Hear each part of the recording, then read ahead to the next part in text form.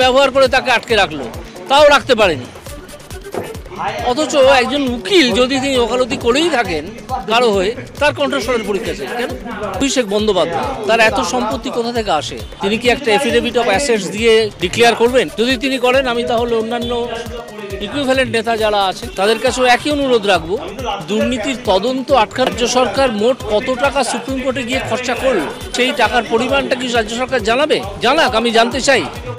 একদল চোর application supreme কোর্টে যে আমরা চৌর্যবৃত্তি করে বাঁচি, যদি এটা বন্ধ হয়ে যায় তাহলে আমাদের জীবন এবং জীবিকার অসুবিধে হবে, আমাদের অবাধে চুরি করার অধিকার দেওয়া হোক। জাস্টিস অমৃতা সিনহার আসামি, তার কণ্ঠস্বরের পরীক্ষার কোনো চেষ্টা রাজ্য সরকার করলো না। একটা হসপিটালকে ব্যবহার করে তাকে আটকে রাখলো, তাও রাখতে পারেনি। অথচ একজন উকিল যদি তিনি ওকালতি করেই থাকেন কারো হয়ে, তার কণ্ঠস্বরের পরীক্ষা চাই কেন? নমস্কার প্রিয় দর্শক বন্ধুরা, ডেমোক্রেসি খবরের আড্ডা চ্যানেলে আপনাদের সবাইকে ধন্যবাদ। এবারে সরাসরি চন্দ্রিমা ভট্টাচার্য বিচারপতি গাঙ্গুলির উদ্দেশ্যে প্রশ্নবাণ ছুড়লেন।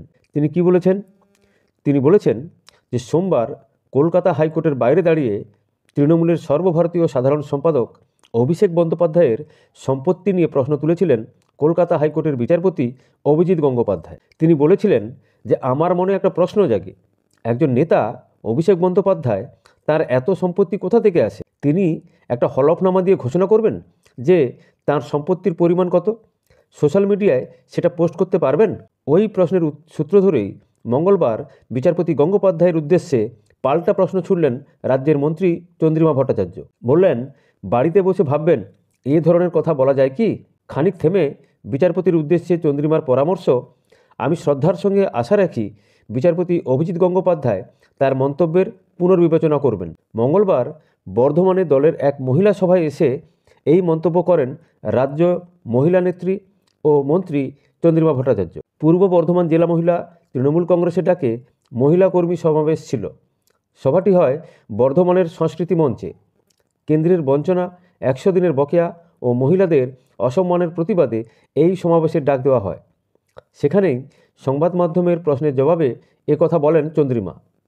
এই প্রসঙ্গেই চন্দ্রিমার আরও সংযোজন, যে প্রসঙ্গ বিচারের জন্য তাঁর এজলাসে আসেনি সেই বিষয়ে বিচারপতির মন্তব্য করা উচিত কিনা তা বিচারপতি গঙ্গোপাধ্যায়ের ভাবা উচিত। একই সঙ্গে কেন্দ্রীয় তদন্তকারী সংস্থা ইডির তদন্ত প্রক্রিয়া নিয়েও প্রশ্ন তুলেছেন চন্দ্রিমা।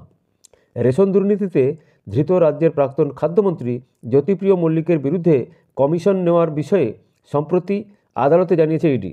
এ ব্যাপারে চন্দ্রিমা বলেন, ইডি বলে দিলেই হলো না, বিচার চলছে, শেষ হলে বলা যাবে। সেই সঙ্গে তিনি আরও বলেছেন যে দলে নবীন প্রবীণের কোনো দ্বন্দ্ব নেই। তার কথায় অভিষেক যা বলার বলছেন, মমতা বন্দ্যোপাধ্যায়ও তাই বলছেন। এ নিয়ে মিডিয়ার এত মাথা ব্যথা কেন? দলে কোনো গোষ্ঠীদ্বন্দ্ব নেই। সন্দেশখালিতে ইডি অফিসারদের আক্রান্ত হওয়া প্রসঙ্গেও চন্দ্রিমার দাবি, মহিলাদেরকে কেউ ইডির বিরুদ্ধে সামনে এগিয়ে দেয়নি, এটা ভুল ব্যাখ্যা, মহিলারা নিজে থেকেই এগিয়ে গেছেন। খবরের সঙ্গে থাকবেন, ভালো থাকবেন। ভালো লাগলে চ্যানেলটিকে একটি লাইক এবং সাবস্ক্রাইব করবেন। ধন্যবাদ, নমস্কার।